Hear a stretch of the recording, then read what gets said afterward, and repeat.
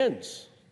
When does this chaos and corruption end in its impact upon the lives of every family in our country?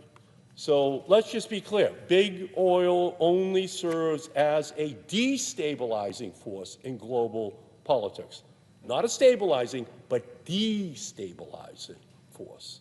This entire conflict is a reminder that our continued dependence on fossil fuels pulls the world towards instability, it pulls it towards conflict, and the lesson is clear. We must transition rapidly to clean energy sources that cannot be blocked or bombed or weaponized. In reality, wind and solar are the fastest growing electricity sources in history because they just make sense.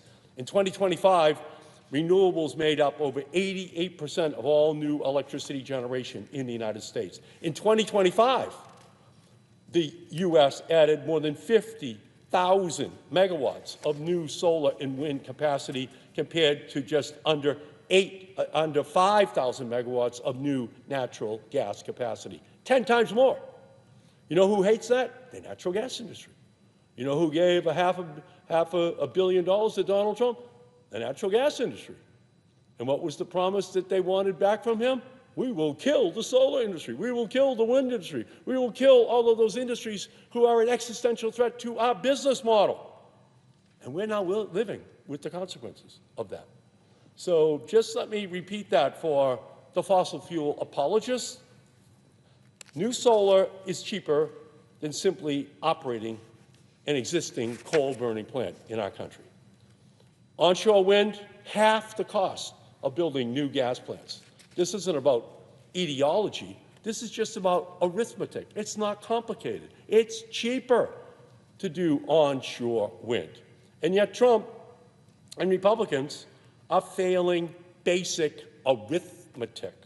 Not math. This is not trigonometry. This is not calculus. This is not algebra. It's just arithmetic. It's very simple. We were in an energy crisis already before the war because of AI data centers, which are demanding record electricity, while Trump and Republicans have done everything possible to destroy American-made cheap, clean energy, leaving Americans dependent on the expensive fossil fuels whose prices are now skyrocketing. And now we're in an even bigger crisis. Trump may be crushing American manufacturing, but he sure is good at manufacturing an energy price hike for every American, every small business in our country. We have to invest in true independence, electric and fuel-efficient vehicles, cheap, clean energy and battery storage made in the United States, and energy-efficient technologies that do more with less. And you know what Trump says? Oh, that's all socialism. That's socialism for wind and solar, tax breaks for all-electric vehicles. That's socialism. Well, what do you call 100 years of tax breaks for the oil, gas, and coal industry? I call that socialism. And all we're asking for is some of that socialism for the competitive technologies that have been attacked and stopped for 100 years by the fossil fuel industry. That's all we're asking for, and that's what we have been denied. And that's why they don't want to have any hearings. That's why they don't want to discuss what's going on in the Persian Gulf. That's why they don't want to discuss the Strait of Hormuz. That's why they don't want to discuss how we are hostage to the price of energy that comes out of the Middle East. And the only way to break that dependence was solar and wind and all-electric vehicles that don't need any fossil fuels whatsoever. But because of Trump, because of the Republicans, they voted on this floor last July to kill all of those industries. Kill them. They don't want to have that discussion right now. They know that they would be on the defensive. They know that they'd be backing away from the microphones while they try to explain why they would kill something that would actually break our dependence upon imported oil, break our dependence upon natural gas, break our dependence upon coal. And by the way, we do import oil into the United States. Mr. President, you may not know that, but it's coming in from Canada, it's coming in from Mexico. It's coming in from Venezuela. Just so you know, Mr. President, sometimes it's a bulletin to you that we're part of a global oil marketplace that you are part and parcel of. Foreign dictators and authoritarian regimes cannot stop the sun from shining or the wind from blowing, but they can disrupt oil and gas supplies. Electricity generated by solar panels can't get stuck in the Straits of Hormuz. Electricity generated by our offshore wind plants can't be bombed by drones in Kuwait. The Save America Act, the Steal the Election of 2026 Act, is a classic shock and awe. Trump is trying to distract us from the cost he has created by bombing Iran, costing lives, costing hundreds of billions to fund his war, and costing us at the pump, at the airport, and at the grocery store. And he's just become so desperate, so fearful that he is going to lose, that he is absolutely willing to suppress the vote of especially minority voters in our country, because he knows that otherwise he will probably lose in Georgia. He will probably lose in Ohio this fall, that we will have a revolution that is heading his way. So that is what this is all about here today. And it's millionaires and billionaires, and greedy corporate executives, and corrupt cronies against the voters. And that's why the Democrats are not going to go away. We're going to stand up. We're going to fight. We're going to make sure that the American people understand what is at stake right now and why we cannot allow the Republicans, the MAGA base, and President Trump to pass this legislation, because it would fundamentally be the end of democracy in our country. And how do I know that? Trump says it himself, that he would suppress the votes to an extent where they would never lose an election again. So that's where we are. It's a moment in history. There's a nostalgia that some people have for a past that never existed, instead of the ideals which we need to fight for the poor and the sick and the elderly and the immigrant communities, because for them the past is just a memory and the future is their hard reality. And that's what we are standing here today to fight, to protect, the protections for their hard reality. And that can only be protected is if we stop the SAVE Act, if we stop the Steal This Election Act, if we stop the Save Our Asses Act, which the Republicans are seeking to pass on the Senate floor today. With that, Mr. President, I yield back my time. Chair recognizes the senator from New Hampshire. Thank you, Mr. President. I rise to join my colleagues to oppose the attempt by the President and his allies in Congress to effectively disenfranchise millions of Americans through their so-called Save America Act. But more than that, Mr. President, I rise to join my fellow Granite Staters and the majority of freedom-loving Americans to ask a question more fundamental. I have strong issues with this legislation, which I'll discuss, but more than any provision, what I object to today is what this move, to make it harder for more citizens of all ages to vote, reveals about the president's undemocratic impulse, an impulse that dominates and motivates this president in a way that distinguishes him from all of his predecessors. In short, I rise today because I believe that it is worth asking, why is it that the leader of the free world, the president of the world's greatest democracy, is so invested in spending his truly precious time making it harder for Americans to vote? In the live free or die state, we know that elections serve as the best means to hold elected leaders to account. In other words, elections are the very basis of self-government of, by, and for the people. That's the basic compact in a democracy. If a leader fails to deliver on his promises, fails to govern well, or fails in conduct or character, then citizens use their votes to hold him to account and vote him out. That's what makes a democracy different. We have the means to self-correct and to improve. unlike any other form of government. Democracy is the best form of government not because we have always been perfect, but because we always have the capacity to be more perfect. With each generation, we've worked to more fully realize our Declaration of Independence's promise. The right to vote has steadily expanded until it was finally bestowed upon all Americans. We've had setbacks along the way.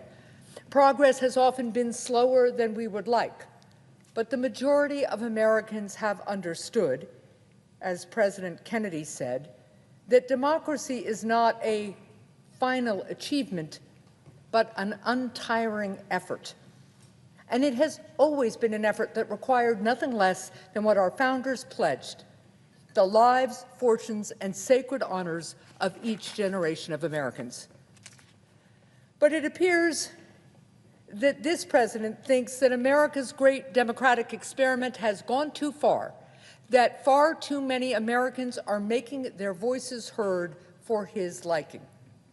Over the course of our history, we've had presidents disagree on just about every issue.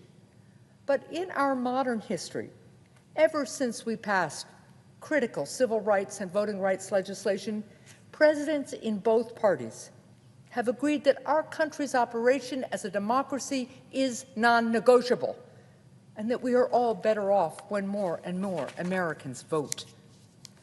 Now, though, we have the first president in these modern times who is trying to make it harder for eligible voters to vote. President Trump's anti-voting crusade raises a fundamental question. Why is the president of the world's greatest democracy so invested in making it harder for Americans to vote? Well, the answer is simple. The president wants fewer Americans to vote because he's the first president in American history who does not believe that he is accountable to them, the American people, we the people. Because only a president who believes that he is not accountable to the people would try to restrict the people's ability to hold him to account. Leaders who believe that they answer to we the people do not try to overrule the people's voice and the people's vote by seeking to overturn a free and fair election. Leaders who believe that they answer to the people do not try to silence free speech. They don't use the heavy hand of government to drive critics off the airwaves because they made jokes that the president doesn't like. Leaders who believe that they answer to the people don't use the Justice Department and the FBI to exact revenge on their political foes. They don't seek to extend the long arm of the law into an iron fist of injustice. Leaders who believe that they answer to the people don't defy court orders, they don't disregard the Constitution, nor do they ignore laws passed by the people's representatives and snatch from their hands the powers of the purse, taking away the people's money. They don't send our heroes in uniform into harm's way without the people's consent, nor do they launch trade wars against our own allies on the basis of nothing but their own ego and whim. They don't revel in power and self-aggrandizement, nor do their references to dictators drip with admiration. And let's be very clear.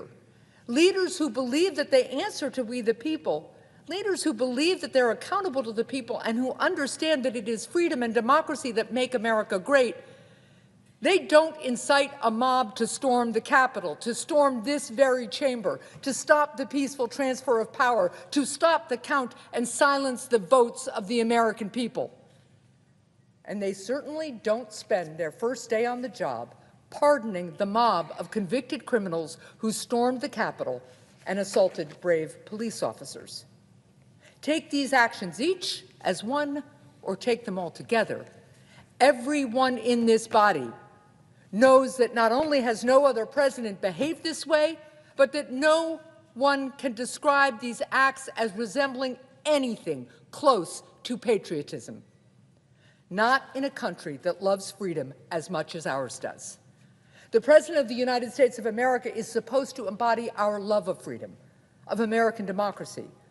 But today, it's an open question as to whether this president actually believes in democracy and the consent of the governed. This shouldn't be a question that any American even has to consider. but we're compelled to consider it today.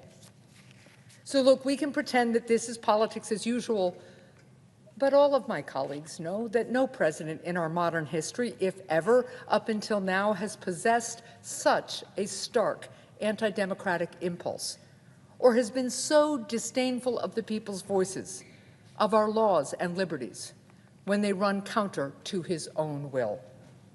And for those who disagree, I direct you to the walls and windows around this great building, scarred by bullet holes just 5 years ago, that remind us otherwise.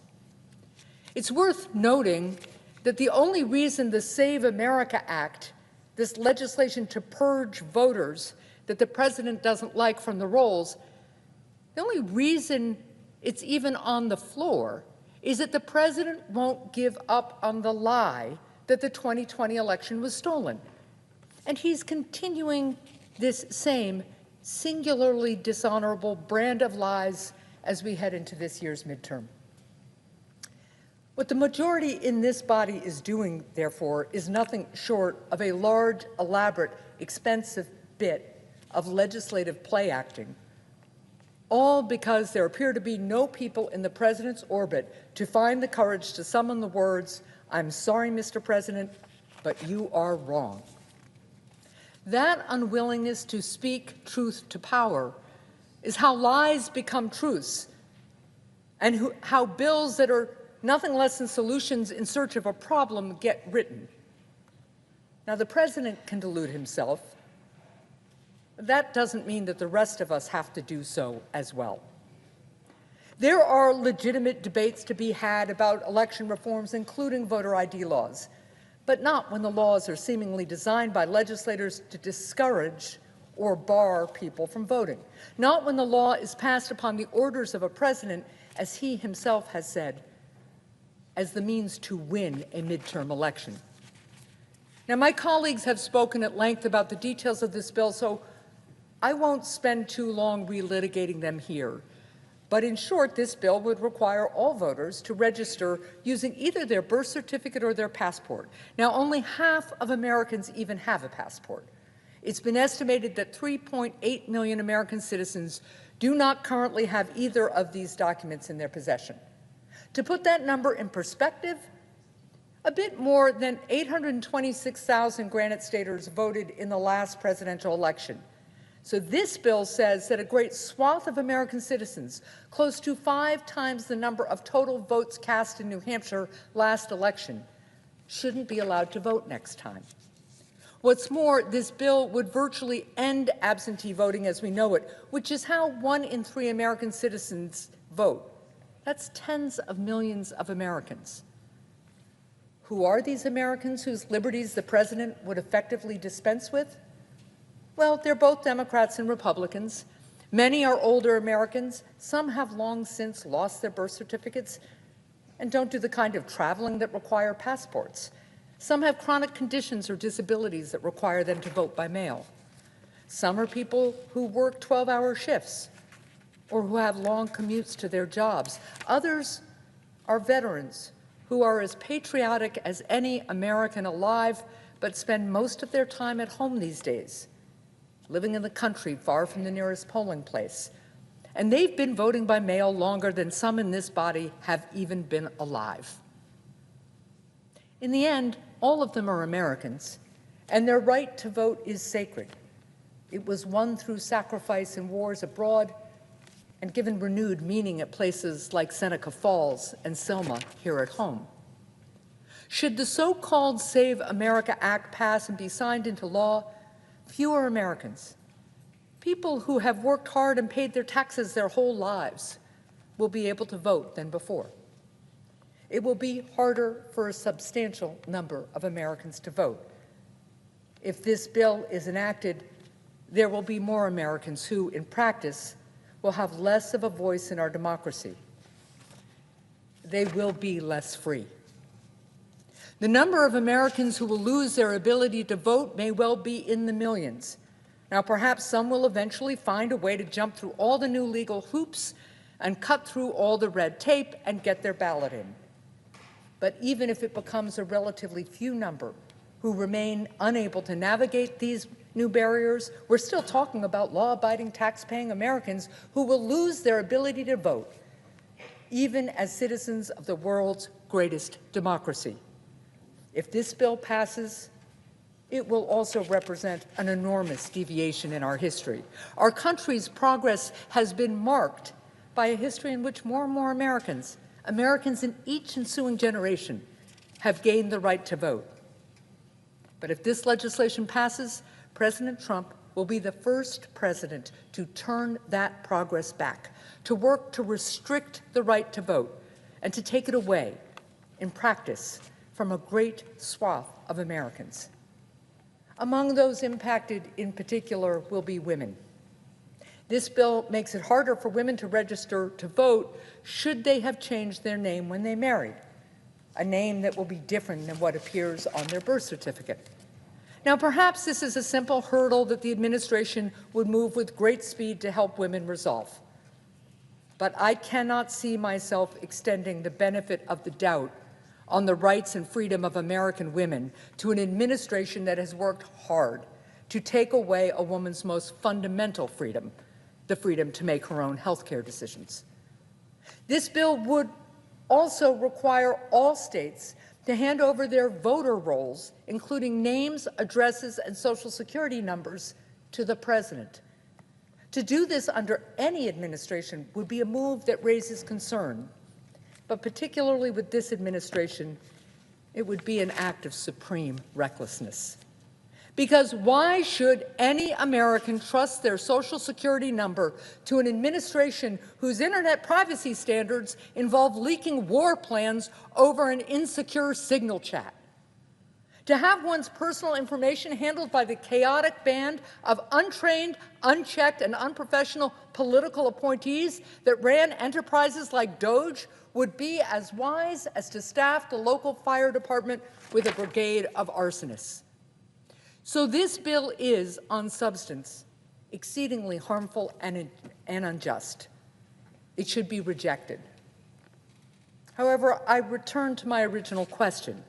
With all the challenges in the world, why this bill? Why now? Why is the President so determined to make it harder for Americans to vote? I understand, in a way, why the President does not wish to be held accountable by the American people. It's because he's failed to deliver to the American people. Because, of course, in a democracy, at some point, a leader has to deliver. Autocrats don't. Do you think in Putin's Russia that in the depths of the Kremlin somewhere, they're drawing up plans for measures similar to the Americans with Disability Act or the PACT Act? Of course not. A dictator doesn't need to make people's lives better. There's no one to hold him to account, no one to push him to deliver. But a democracy is different. In a democracy, talk can win an election, but without results, a leader can lose a nation.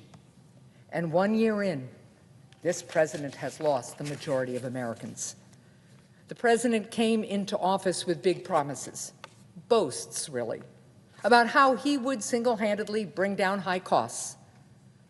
Now, of course, I disagree with the president strongly on many issues, and I didn't vote for him.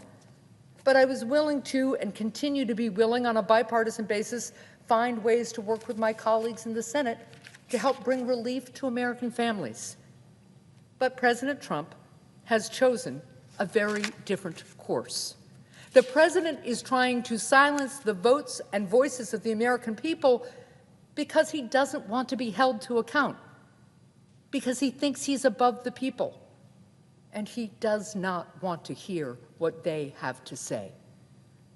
He does not want to hear that this is not a nation entering a golden age, that instead, to paraphrase Thomas Paine some 250 years after he first coined the phrase, our nation is entering a time that tries citizens' souls.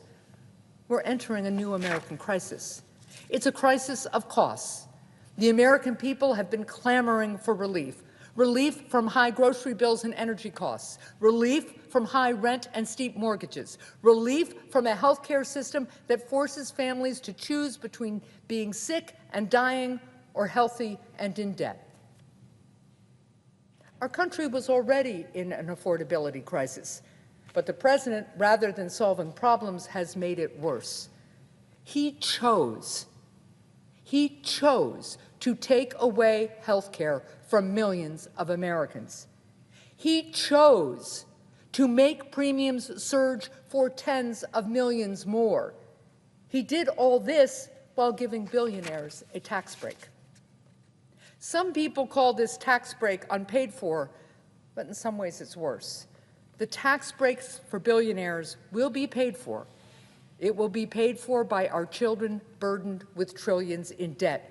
And it will be paid for by every person who gets sick, who might have been healthy had the president not taken away their health care. A toll summarized less on budget sheets and more on the faces of loved ones in hospital waiting rooms. Americans want to go to the grocery store without grimacing at the cash register. But the president launched senseless trade wars against our allies and imposed illegal and costly tariffs that make everything more expensive. Virtually every entrepreneur I talked to in New Hampshire has felt the burden of tariffs one way or another. Some businesses have closed their doors altogether. These trade wars should be a reminder to my Republican colleagues that a politics that exists simply to flatter the president's ego does not come without a cost. And it is a cost borne by the people to whom he has sworn an oath to serve. And now the costs of this presidency have become even higher as gas prices surge. It's as if the president is searching for new ways to make life less affordable. The truth is simple. It costs more to be an American under President Trump. The American people asked for lower costs. The president instead gave them a steeper bill. It's no surprise that a man who has only made the crisis of high costs even worse under his watch does not wish to answer to the people. He can lie about stolen elections. It is harder to lie about the numbers Americans see printed on the very receipts that they hold in their hands. Under this president, we're also awash in a crisis of corruption. While Americans lose more of their paychecks to high costs and tariffs, the president rakes in billions in exchange for political favors. Because in Donald Trump's America, it is easier for someone rich to buy a pardon than it is for millions of Americans to afford to buy their prescriptions. And perhaps the cause of most alarm, we face a crisis as a country because the president has realized that he is at his strongest when America is most divided. There are great and challenging things that we need to do as a country. A new 21st century economy to build, costs to bring down, diseases to cure, veterans to care for. But we can do none of these things because we have to fight to keep our head above water in floods of the president's own making. And because the president tries to get us to spend our days fighting each other. I'm not surprised that the president doesn't want to be held accountable by the people. I'm not surprised that the president wants fewer Americans to vote, because on his watch, our country has become less affordable, our people less healthy, our world more chaotic, our government more corrupt, and our people more angry. Of course he doesn't want to hear what the American people have to say. So yes, it is deeply telling that in this moment of American crisis, both self-inflicted by this administration and otherwise, President Trump has decided that above all else, the most important priority is not to bring down people's costs or make their lives better. It's to try and restrict their right to vote. What ultimately does the president's obsessive focus on trying to pass this bill above all others truly reveal? Sometimes it's as simple as it appears. The president wants to pass into law a bill that will allow fewer Americans to vote because he actually wants fewer Americans to vote.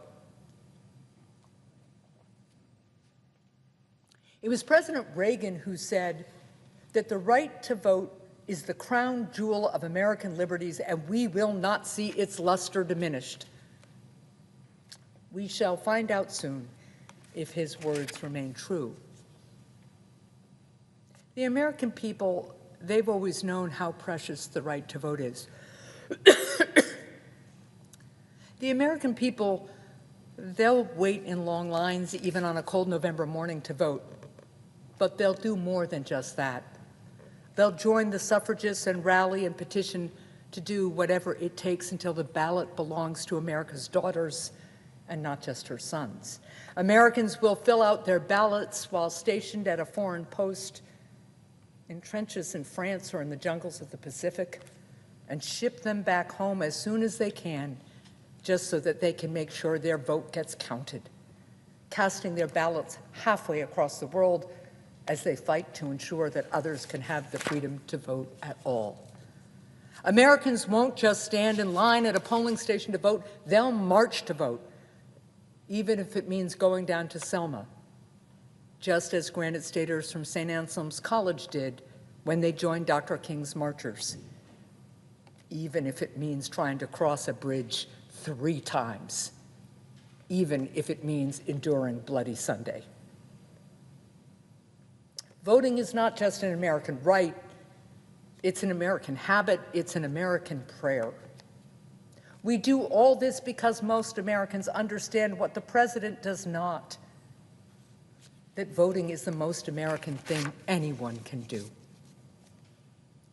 I oppose the Save America Act because of its provisions, yes. But what I object to the most about this bill to restrict the right to vote is what it says about the current state of the American presidency and our democracy. That an American president would try to pass this bill is an outrage. Rather than work to pass this bill, the president would instead be wise to remember the words of his great predecessor, Abraham Lincoln, who said that in leaving the people's business in their own hands, we cannot be wrong. This law has been called the Save America Act. It's a striking name to me because when I think of when America has needed to be saved, I think of our determination to be saved from British tyranny and our fight for independence, our need to be saved from the Depression or economic hardship, from disunion or division. But apparently, this president thinks that America needs to be saved from her own voters, that America needs to be saved from we the people. I also think it's worth noting what the Save America Act will not save. It will not save American families from paying more for their groceries or at the pump. It will not save the small business that has had to close its doors because the president decided to launch senseless trade wars against our friends. It will not save a young couple money on their down payment when they're trying to buy their first home, not as long as we have a president who would rather build monuments to honor his name than help our country build more homes that people can afford to live in. It will not save a single American from pricey healthcare premiums, nor will it save the future lives lost to diseases that could have been treated had the president not fired America's best doctors and researchers. It will not save our children from burdensome debt tomorrow to pay for tax giveaways to billionaires today. And it will not save America from the dangers of dictators like Vladimir Putin, whom the president still vainly tries to appease. But more than that, this law won't save America from the flames of division that the president so often fans, from the meanness and coarseness that he revels in. It will not save America from the march of extremism or the grip of conspiracy.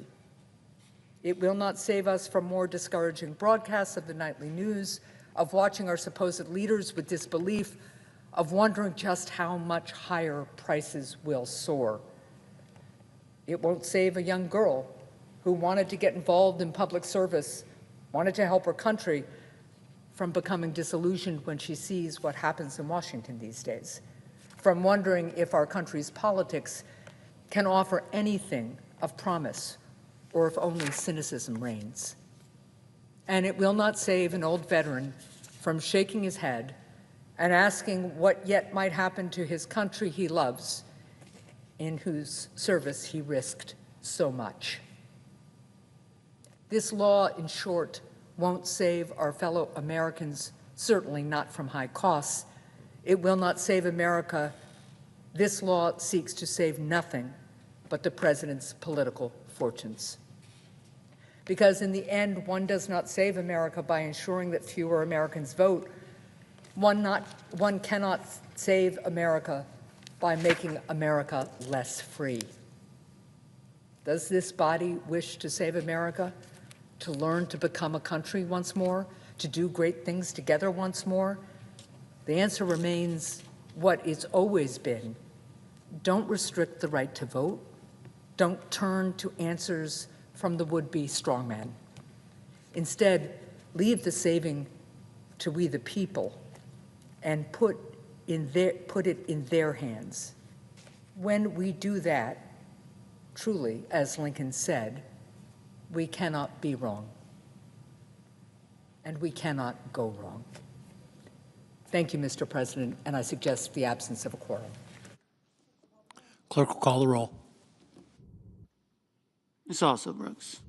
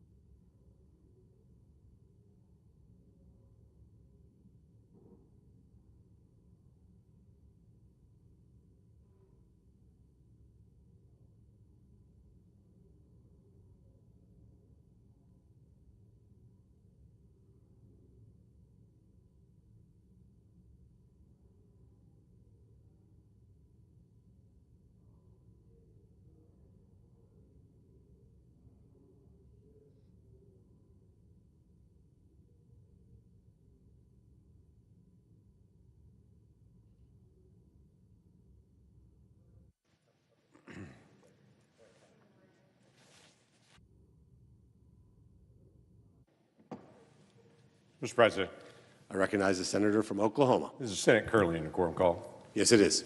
I'd ask the unanimous consent to set it aside. Without objection. Thank you. Mr. President, in just a few moments, this body will vote for the next Secretary of Homeland Security. It happens to be a friend of mine. His name is Markwayne Mullin. Markwayne Mullin's the pride of Westville, Oklahoma, which ironically enough is the easternmost town in our state. On a normal day, there are more people inside the United States Capitol than there are in Westville, all of Westville, Oklahoma. But it's a bunch of really nice folks that work really hard. And Markwayne Mullin has risen from being a country boy on a cow-calf operation with his dad, running a very small plumbing company, to now being nominated and tonight being confirmed as our next Secretary of Homeland Security. Graduated from Stillwell High School, but the most important thing wasn't his graduation from Stillwell High School, it's the girl that he met in the third grade. In the third grade, he fell in love with Christy, and they waited all the way until she was 18 and he was 19 before they got married. And now, decades later, and 6 children later, that proud family will now be the lead family to be able to serve to keep every family safe in the country. The responsibility at Homeland Security is dramatic. There's 250,000 people, federal employees, that work for the Department of Homeland Security. It's a massive operation and is incredibly important to our country, and I think he will be a terrific leader for it. He not only loves our country, he's passionate about security. He served in the House of Representatives for a decade and has now served in this body for 3 years. He spent a lot of time on the issues of national security. He's done a lot of research in that area. He's worked to be able to pass the bills that actually fund Homeland Security, and now he will be the one to actually implement those same bills. So he is keenly aware of the law and the issues that he will actually be carrying out. Interestingly enough, Markwayne Mullin is a member of the Cherokee Nation. He's actually the second senator ever to serve in this body that's a member of the Cherokee Nation, but there's not been a Cherokee that's actually been in the Senate for more than 2 decades. Cherokee Nation, the leadership, sent in a letter with their overwhelming support for him and for what he has done in his awareness of the tribal issues, as well as all just national issues and family issues. He has been my friend that we've worked side by side on a lot of issues. I will never forget, multiple years ago, my wife, Markwayne and his wife, Christy, the 4 of us sitting down for a dinner in a quiet place in a booth in the middle of a restaurant just to talk. Because Markwayne was thinking about saying, I'm done with all of this chaos that's in Congress. And he was actually praying through what to do next. And it was over that dinner that the 4 of us just talked and visited, prayed together, and he determined I'm going to stay at it because there's more work to be done. And I'm glad he did. In the days ahead, the nation will be glad that he did, because I think he'll make a fantastic Secretary of Homeland Security. As we approach this moment, I can't help but also note a challenge that he's going to walk into on day 1. Because when he walks in tomorrow morning into a new office, into a new role, being sworn in, there will not be funding for the people around him. The staff that will be there working alongside of him won't have been paid for more than a month. And this is not an anomaly for them. As of this week, half of the fiscal year, Homeland Security employees have not been paid. Half of the fiscal year. They face 43 days without any paycheck, and they're at 37 days now. Half of the year, they've not been paid. As of this week, it will be 6 paychecks they've either lost entirely or partially. This body has the responsibility to solve this problem. And And as Markwayne steps in to be able to lead so capably in Homeland Security, it is the responsibility of this body to be able to make sure that Homeland Security actually has the funding that it needs to be able to protect the nation. So my expectation is twofold tonight. One is that we will confirm my friend Markwayne Mullin, and he'll be the next secretary. And the other one is, soon, we will finish this argument and we will resolve our differences. And so the fine folks that work at Homeland Security in all areas, whether it be Coast Guard, Secret Service, whether it be FEMA, whether it be TSA, yes, even ICE and Customs and Border Protection, who wherever they may be, that their families can also reap the benefit of their service by actually getting a paycheck. What a novel idea. Let's finish the task tonight. Mr. President, I yield the floor.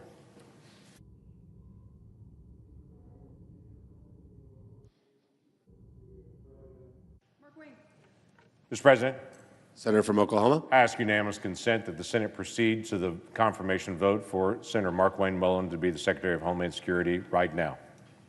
Without objection. The question occurs on a nomination. Is there a sufficient second? There appears to be. The clerk will call the roll. Ms. Alsobrooks, Ms. Baldwin, Mr. Banks, Mr. Barrasso, Mr. Bennett, Mrs. Blackburn, Mr. Blumenthal, Ms. Blunt-Rochester, Mr. Booker, Mr. Bozeman, Mrs. Britt.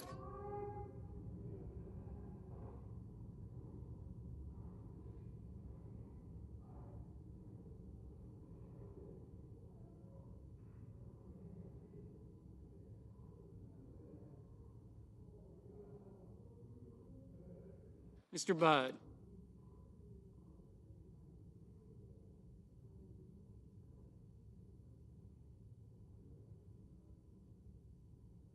Ms. Cantwell.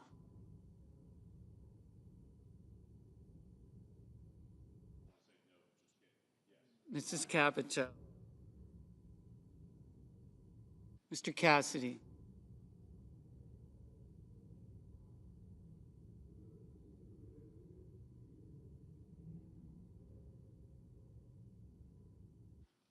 Ms. Collins.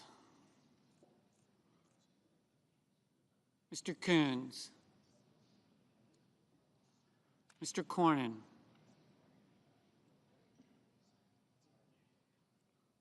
Ms. Cortez Masto.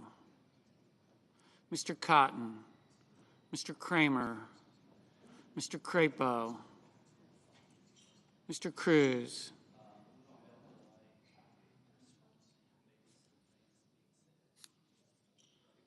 Mr. Curtis.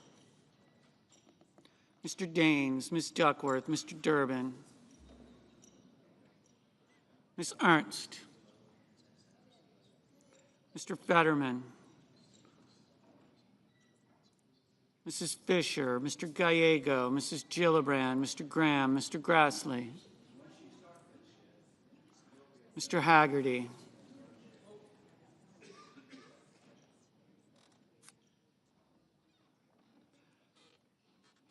Ms. Hassan. Mr. Hawley, Mr. Heinrich, Mr. Hickenlooper, Ms. Hirono, Mr. Hoven, Mr. Husted, Mrs. Hyde-Smith. Mr. Johnson, Mr. Justice, Mr. Kane, Mr. Kelly, Mr. Kennedy, Mr. Kim, Mr. King, Ms. Klobuchar, Mr. Langford, Mr. Lee, Mr. Lujan,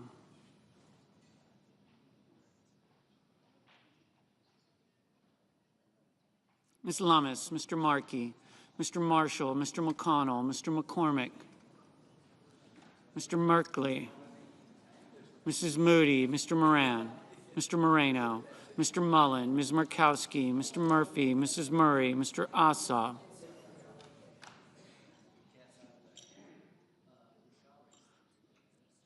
Mr. Padilla, Mr. Paul, Mr. Peters, Mr. Reed,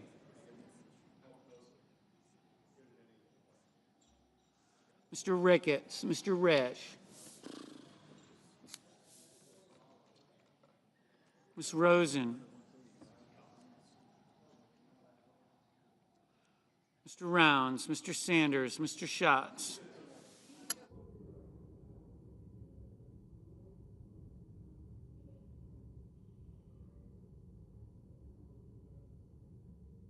Mr. Schiff, Mr. Schmidt, Mr. Schumer, Mr. Scott of Florida, Mr. Scott of South Carolina, Mrs. Shaheen, Mr. Sheehy, Ms. Slotkin, Ms. Smith, Mr. Sullivan, Mr. Thune, Mr. Tillis, Mr. Tuberville, Mr. Van Hollen,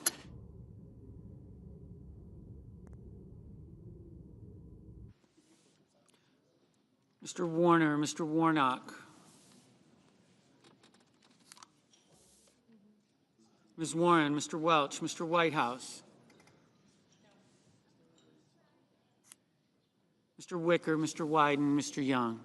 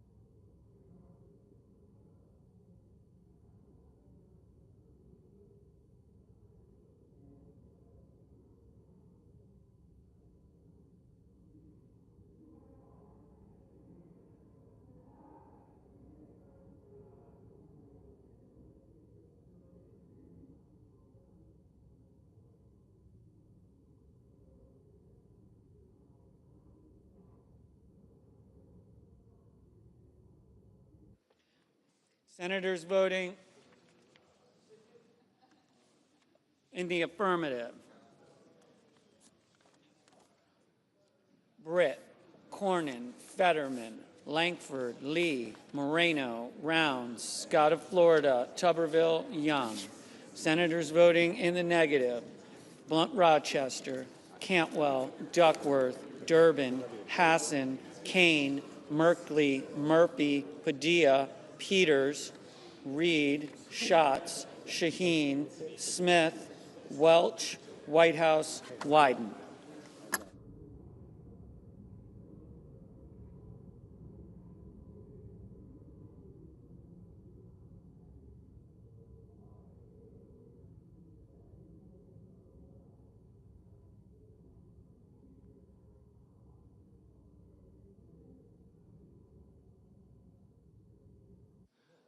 Mr. Rono, no.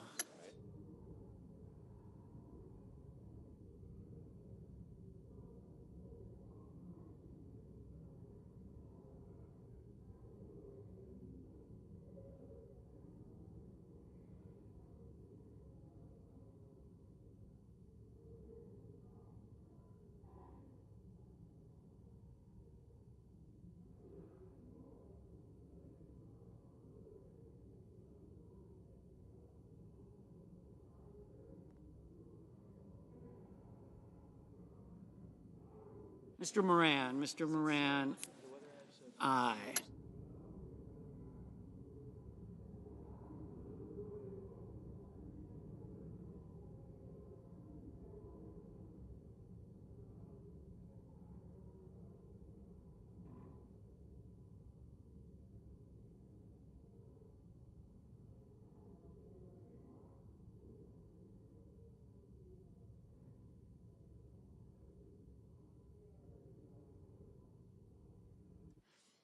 Mr. Mullen, aye.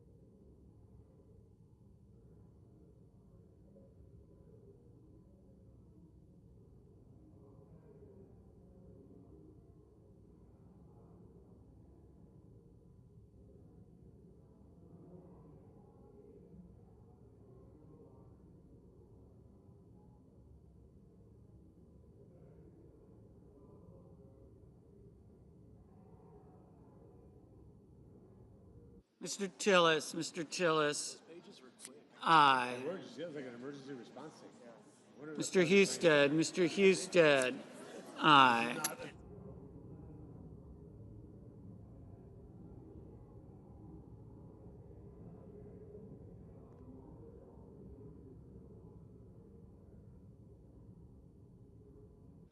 Mrs. Murray, no.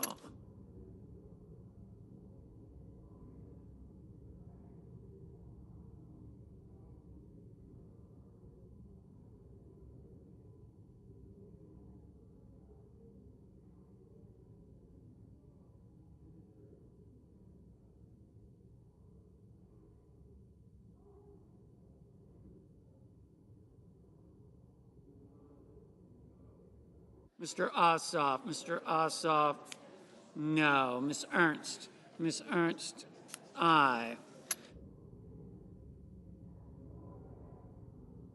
Mr. Van Hollen, Mr. Van Hollen, no.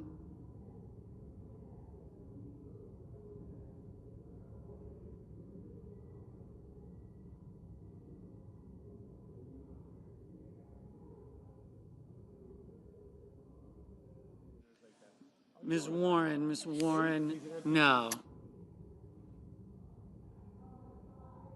Ms. Lummis, aye. Mr. Grassley, aye.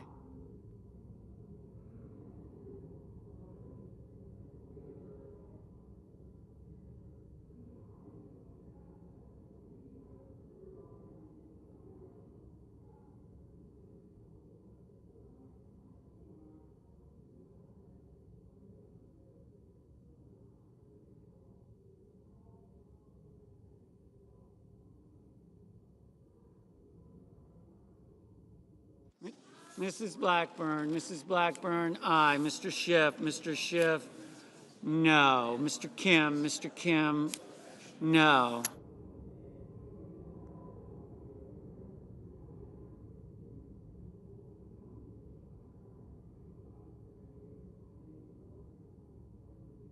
Mr. Justice, aye. Mr. King, no.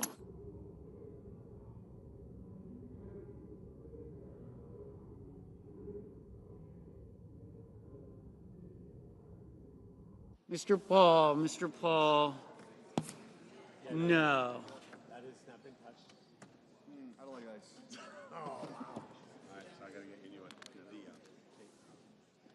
Ms. Slotkin, no. Mr. McCormick, aye.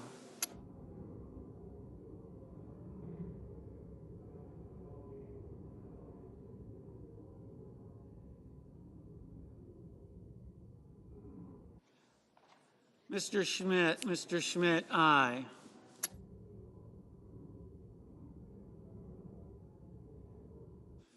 Mrs. Capito, aye.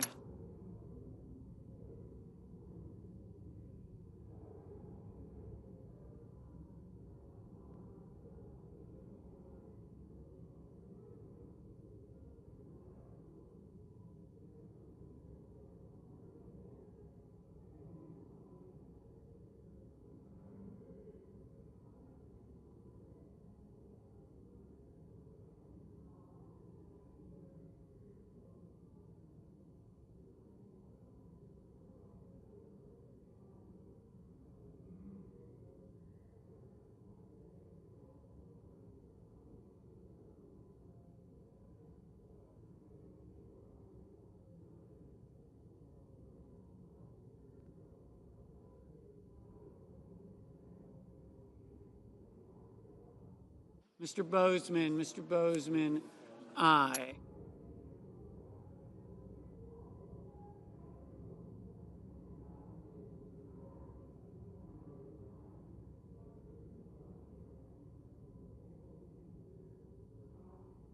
Mr. Wicker, aye.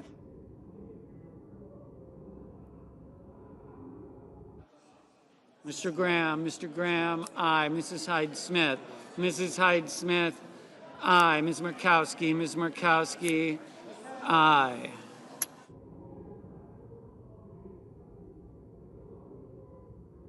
Mr. Lujan, no. Mrs. Moody, aye.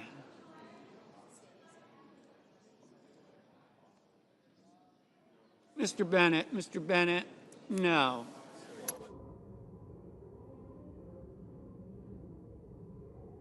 Mr. Johnson, aye.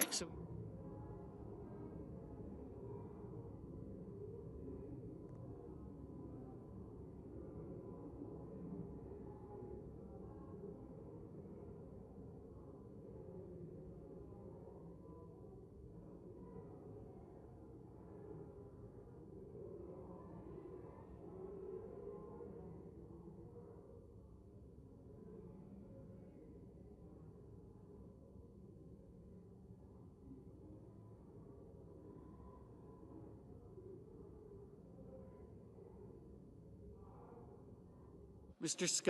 Scott of South Carolina, aye.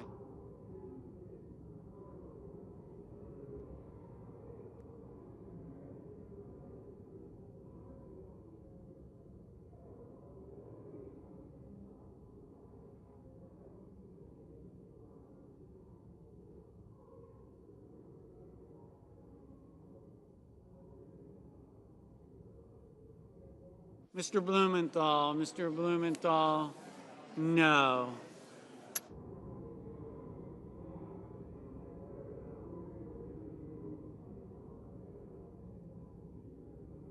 Mr. Budd, aye.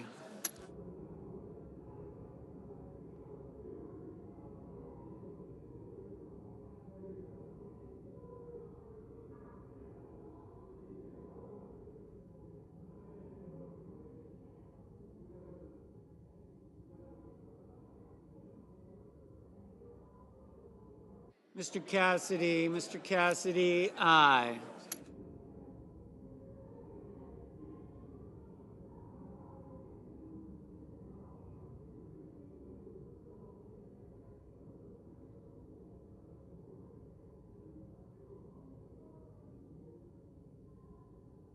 Mr. Cruz, aye.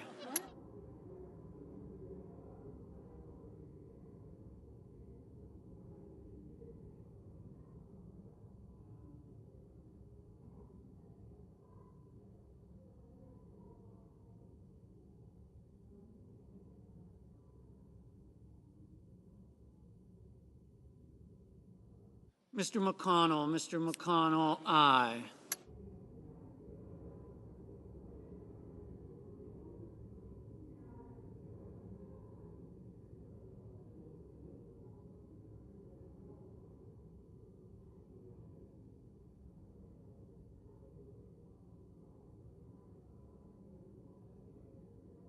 Ms. Baldwin, no. Ms. Klobuchar, no.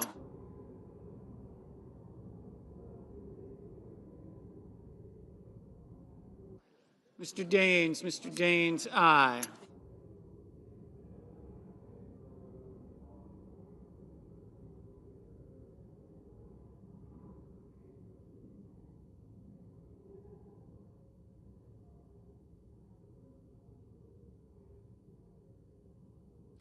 Mr. Heinrich, aye.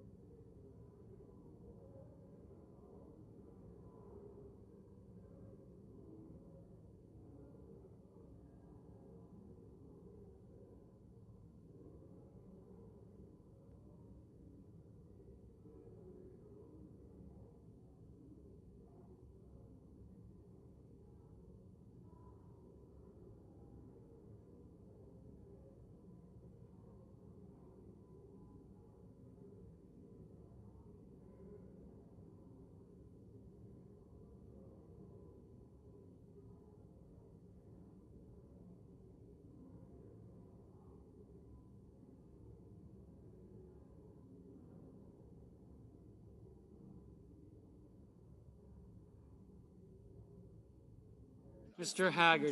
Haggerty, aye.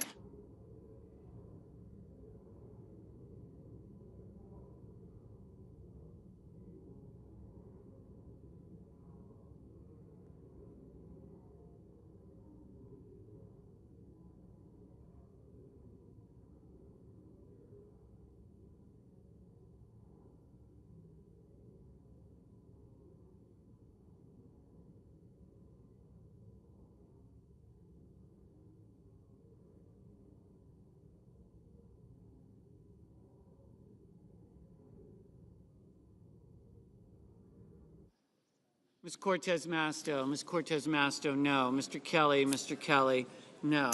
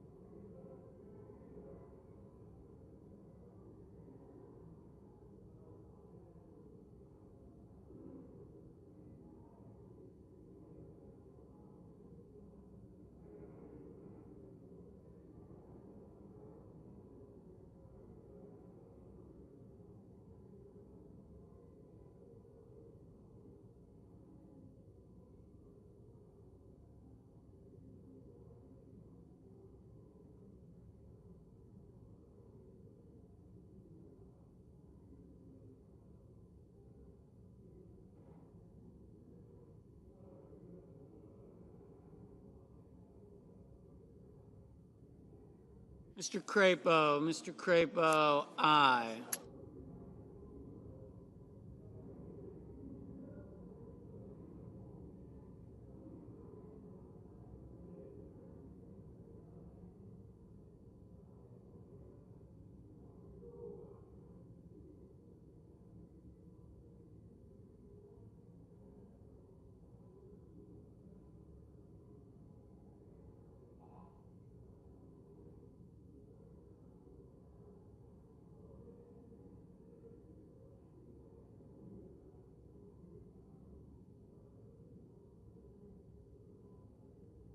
Ms. Rosen, no. Mr. Banks, aye.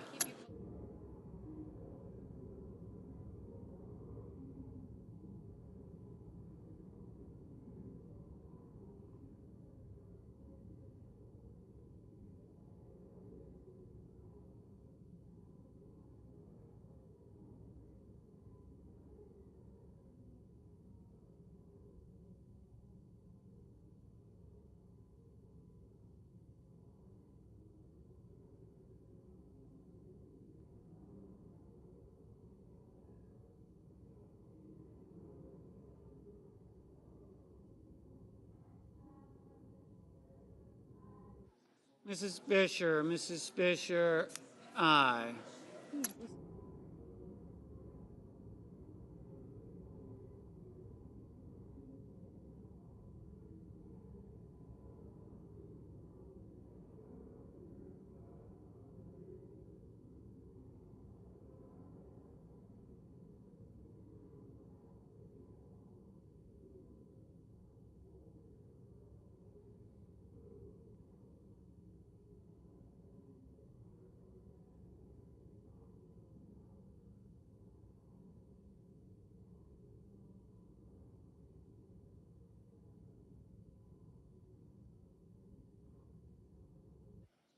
Mr. Sanders, no. Mr. Cotton, aye.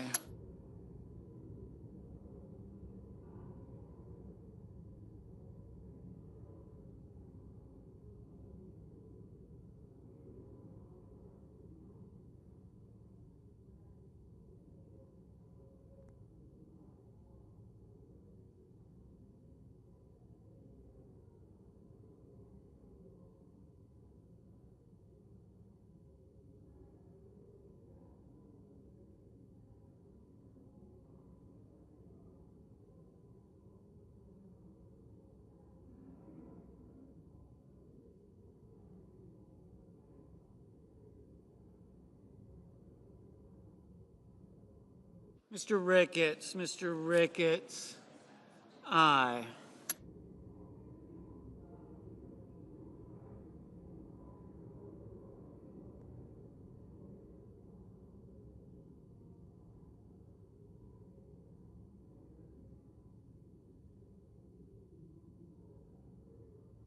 Mr. Barrasso, aye. Mr. Kennedy, aye.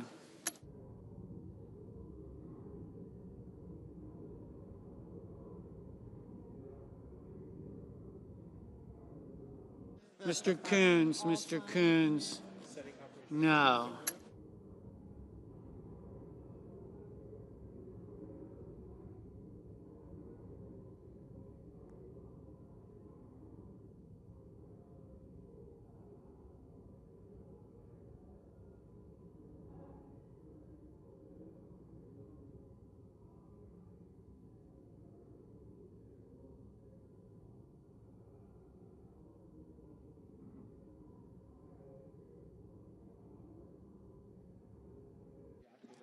Mr. Warnock, no. Ms. Collins,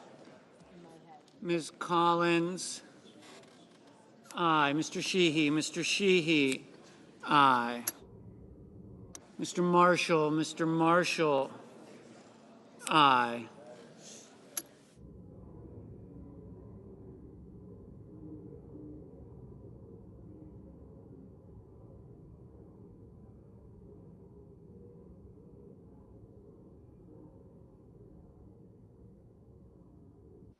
Ms. Alsobrooks,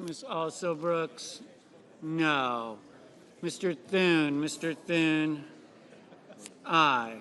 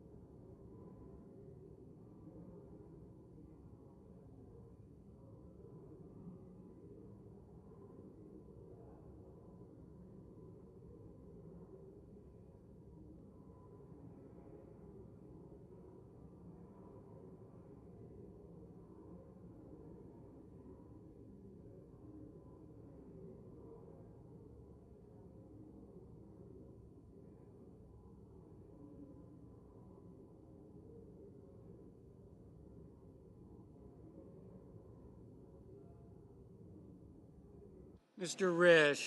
Risch, aye.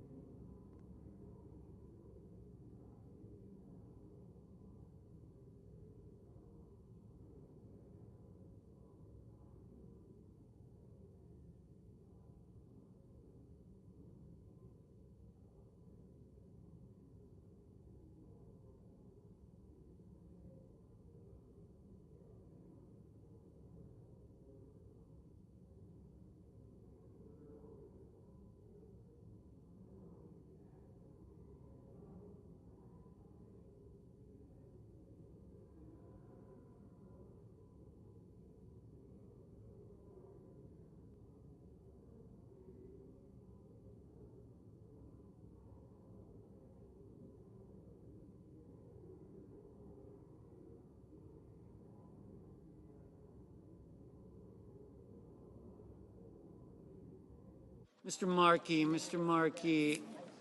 no.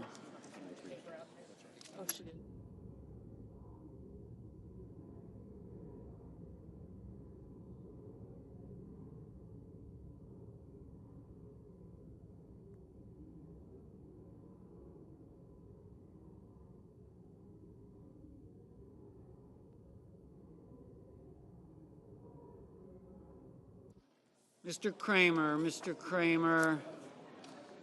aye. Mr. Hoven, aye.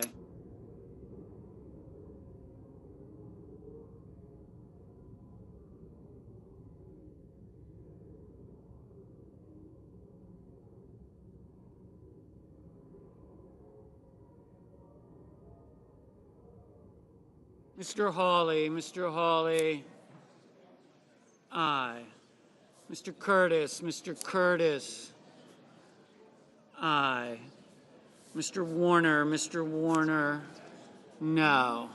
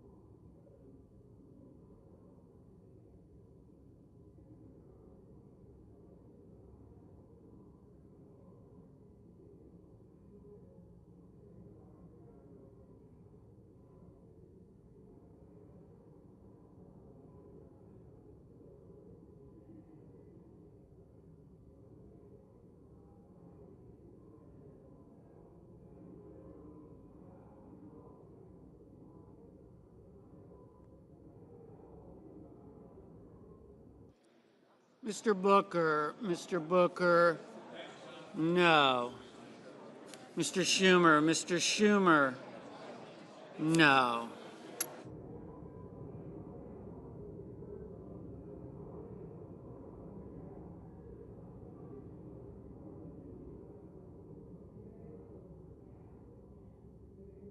Mr. Sullivan, aye.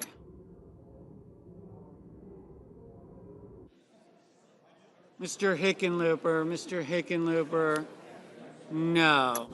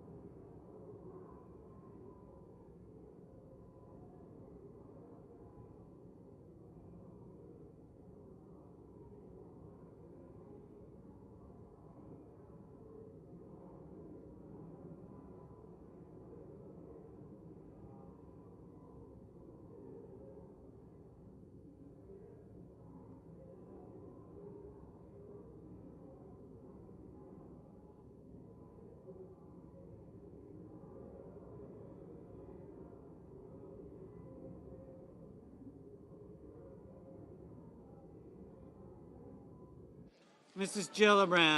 Gillibrand, no.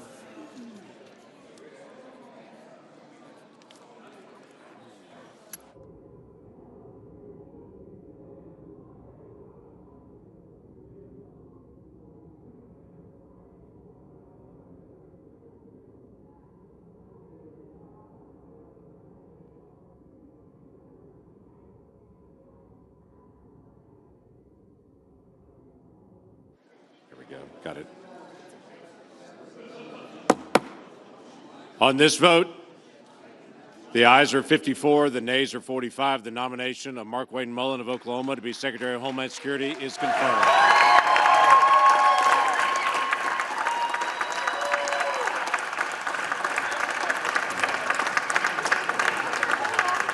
Under the previous order, the motion to reconsider is considered made laid upon the table. The President will be immediately notified of the Senate's action. Thank you. That's right. The clerk will report the motion and vote cloture. Cloture motion. We, the undersigned senators, in accordance with the provisions of Rule 22 of the Standing Rules of the Senate, do hereby move to bring to a closed debate on the nomination of Colin McDonald of California to be an Assistant Attorney General, signed by 17 senators. By unanimous consent, the mandatory quorum call under Rule 22 has been waived. The question is it the sense of the Senate that the debate on the nomination of Colin McDonald of California to be Assistant Attorney General shall be brought to a close? The yeas and nays are mandatory. Under the rule, the clerk will call the roll. Ms. Alsobrooks.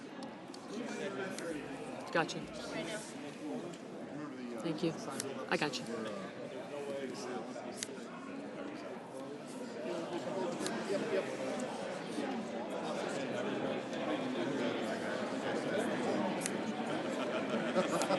Ms. Baldwin. all good. Marshall, I. Okay.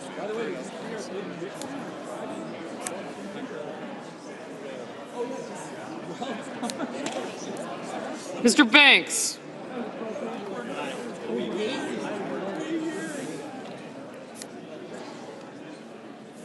Hold on a second. Thank you. Get the crowd.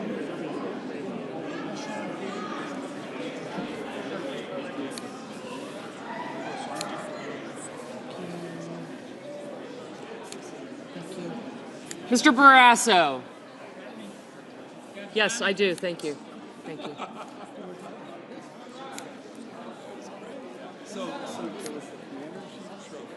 I'll shoot you the little, I did a little video, you know, like, but, so,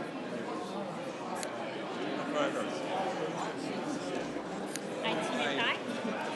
Hi. You know, there's one's I go to yes. Good. And I know him really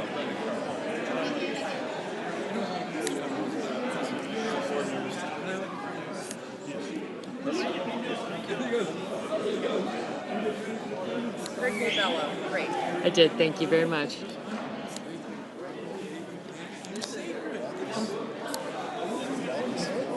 Mr. Bennett.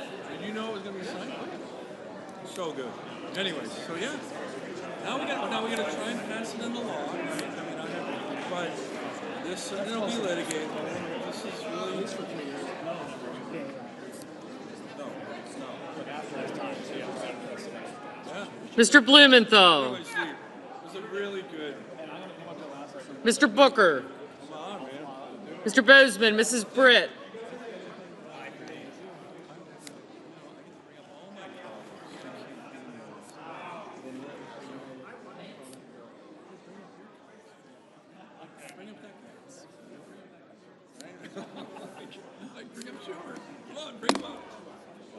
Got him.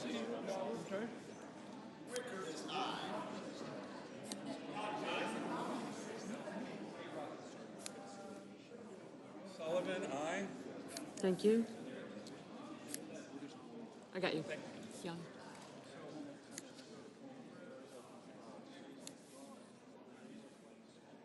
Got him. Thank you.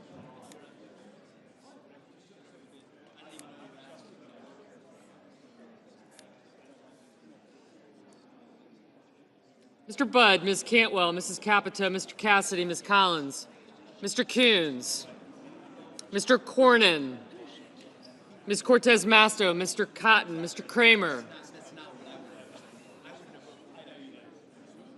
Mr. Crapo, Mr. Cruz, Mr. Curtis, Mr. Daines, Ms. Duckworth, Mr. Durbin, Ms. Ernst, Mr. Fetterman, Mrs. Fisher, Mr. Gallego, Mrs. Gillibrand, Mr. Graham, Mr. Grassley, Mr. Haggerty, Ms. Hassan,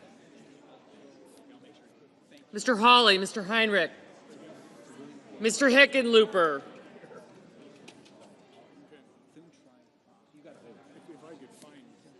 Ms. Hirono,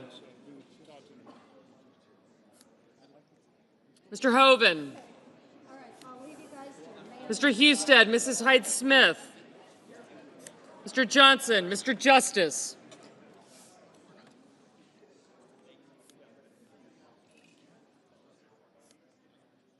Mr. Kane, Mr. Kelly, Mr. Kennedy, Mr. Kim, Mr. King,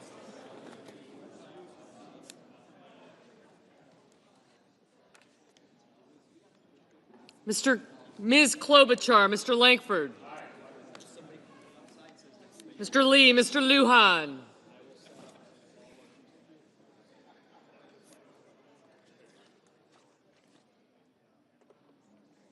Ms. Lummis, Mr. Markey, Mr. Marshall, Mr. McConnell, Mr. McCormick,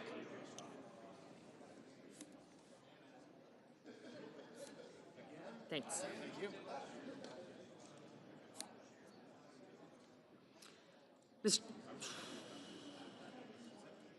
Mrs. Moody, Mr. Moran, Mr. Marino, Mr. Mullen, Ms. Murkowski, Mr. Murphy, Mrs. Murray,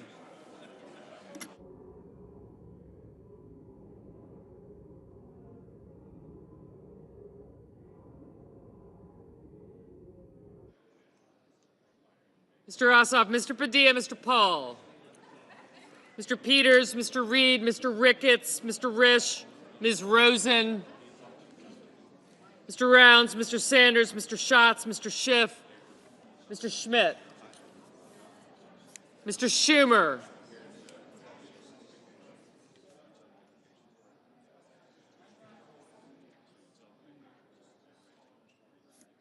Mr. Scott of Florida, Mr. Scott of South Carolina, Mrs. Shaheen, Mr. Sheehy, Ms. Slotkin, Ms. Smith, Mr. Sullivan, Mr. Thune, Mr. Tillis, Mr. Tuberville, Mr. Van Hollen, Mr. Warner, Mr. Warnock, Ms. Warren, Mr. Welch, Mr. Whitehouse, Mr. Wicker, Mr. Wyden, Mr. Young,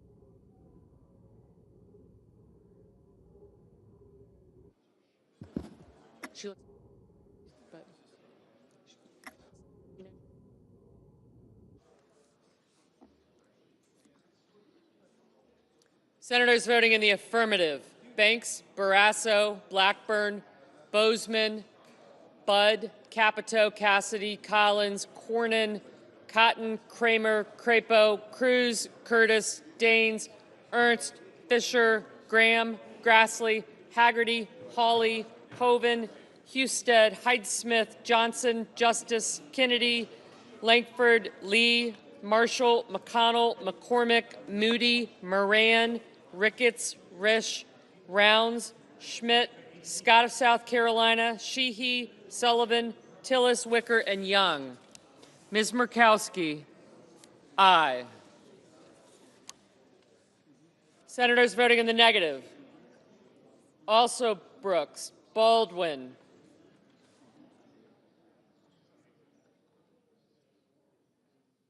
Blumenthal, Blunt Rochester, Cantwell, Coons, Cortez Masto, Duckworth, Durbin, Fetterman, Gillibrand, Hassan, Heinrich, Hickenlooper, Hirono, Kane, Kelly, Kim, Lujan, Markey, Ossoff, Padilla, Peters, Reed, Rosen, Sanders, Schatz, Schiff, Schumer, Shaheen, Slotkin, Smith, Warner, Warnock, Warren, Whitehouse, and Wyden. Mr. Bennett, no. Mr. King, no. Mr. Scott of Florida, aye. Ms. Lummis, aye. Ms. Klobuchar, no.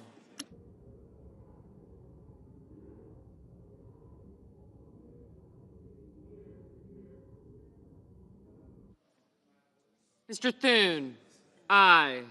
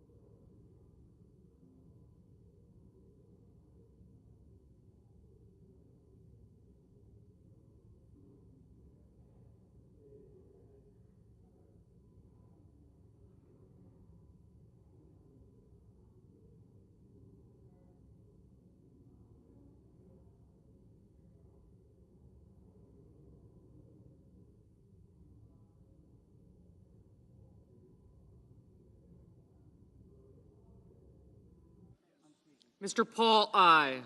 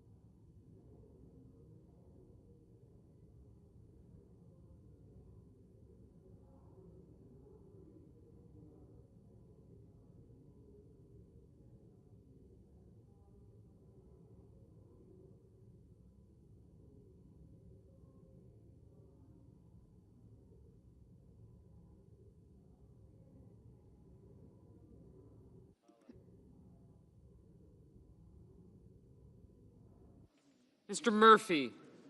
No.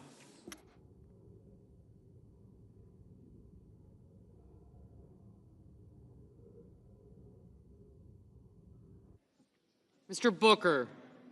No.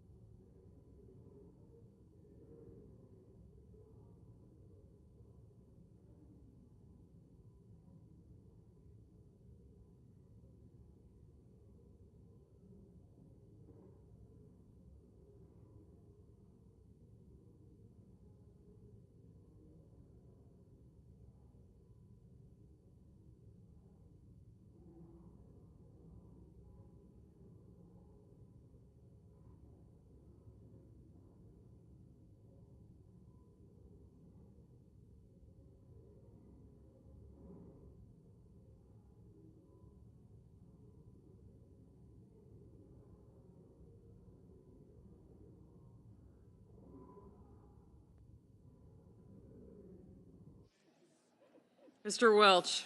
No.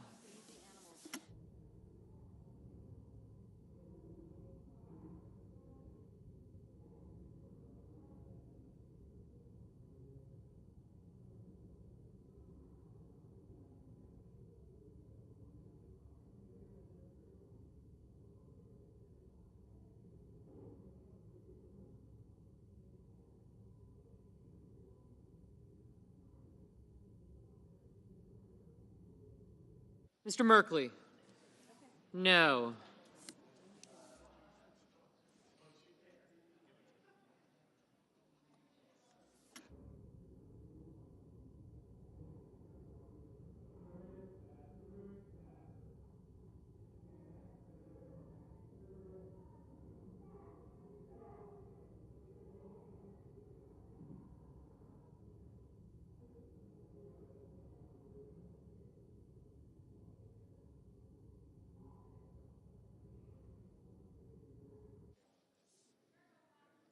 Mrs. Britt? Aye.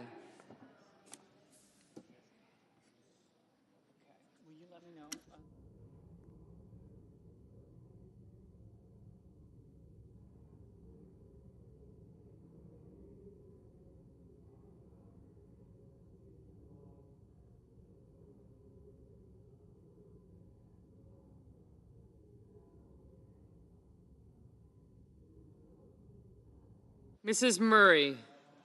No. Mr. Marino? Aye.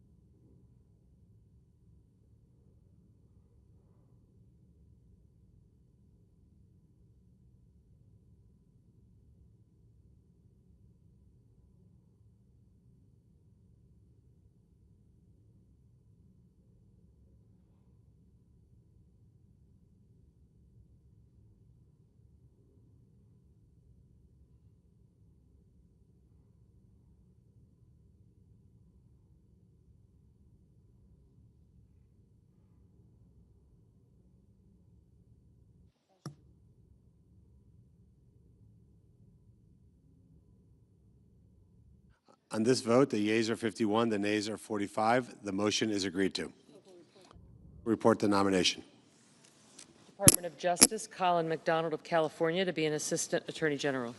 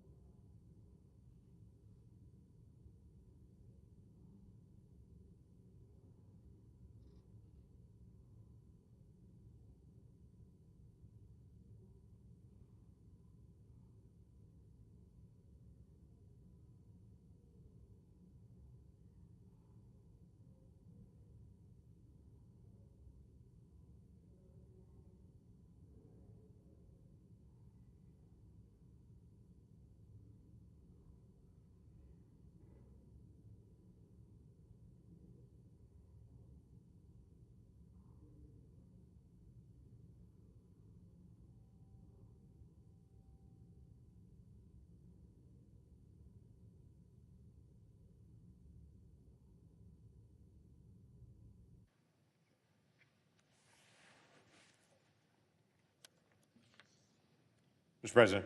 I recognize the senator from Oklahoma. Mr. President, I ask unanimous consent that the Senate resume legislative session being a period of morning business with senators permitted to speak therein for up to 10 minutes each. Without objection. I understand the chair has an announcement to make. The chair lays before the Senate a communication regarding the resignation of Senator Markwayne Mullin. Without objection, the letter will be printed in the record and spread upon the journal. Ask unanimous consent that notwithstanding Rule 22, all post-cloture time be expired and the Senate vote on confirmation of the McDonald nomination at 2:15 p.m. tomorrow. And if any nominations are confirmed during Tuesday's session of the Senate, the motion to reconsider be considered made, laid upon the table, and the President be immediately notified of the Senate's action. Without objection, so ordered. I ask unanimous consent that the Senate proceed to the immediate consideration of calendar number 307S921. The clerk will report. Calendar number 307S921, a bill to direct the Secretary of Health and Human Services to issue guidance on whether hospital emergency departments should implement fentanyl testing as a routine procedure for patients experiencing an overdose and for other purposes. Is there objection to proceeding to the measure? Without objection, the Senate will proceed. I ask unanimous consent that the committee reported substitute amendment be considered and agreed to, the bill as amended be considered read a third time and passed, and that the motion to reconsider be considered made, laid upon the table. Without objection. I ask unanimous consent that the Senate proceed to the immediate consideration of S4164, which is at the desk. The clerk will report. S4164, a bill to make technical corrections to the National Defense Authorization Act for fiscal year 2026. Is there objection to proceeding to the measure? Without objection, the Senate will proceed.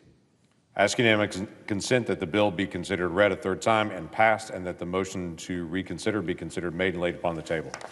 Without objection. I ask unanimous consent the Senate proceed to the consideration of SRES 660, which is at the desk. The clerk will report. SRES 660, honoring the service and sacrifice of Air Force Major John A. Klinner Air Force Major Ariana G. Savino, Air Force Technical Sergeant Ashley B. Pruitt, Air Force Captain Seth R. Koval, Air Force Captain Curtis J. Angst, and Air Force Master Sergeant Tyler H. Simmons. Is there objection to proceeding to the measure? Without objection, the Senate will proceed. Ask unanimous consent the resolution be agreed to, the preamble be agreed to, and that the motions to reconsider be considered made, laid upon the table with no intervening action or debate. Without objection, so ordered. Ask unanimous consent the Senate proceed to the immediate consideration of S. Con Res. 29. The clerk will report. S. Con Res. 29, authorizing the use of Emancipation Hall in the Capitol Visitor Center for an event to celebrate the birthday of King Kamehameha I. Is there objection to proceeding to the measure? Without objection, the Senate will proceed. Ask unanimous consent that the resolution be agreed to and the motion to reconsider be considered made, laid upon the table. Without objection. Ask unanimous consent that when the Senate completes its business today, it stand adjourned until 12 noon on Tuesday, March 24th, that following the prayer and pledge, the journal of proceedings be approved to date, the morning hour be deemed expired, the time for the two leaders be reserved for their use later in the day, morning business be closed, and the Senate resume the House message with respect to S. 1383. Further, that the Senate recess from 1 p.m. till 2:10 p.m. to allow for the weekly conference meetings. Finally, at 2:15 p.m., the Senate proceed to executive session and execute the order in relation to the McDonald nomination. Without objection, so ordered. If there's no further business to come before the Senate, I ask that it stand adjourned on the previous order. The Senate stands adjourned until noon tomorrow.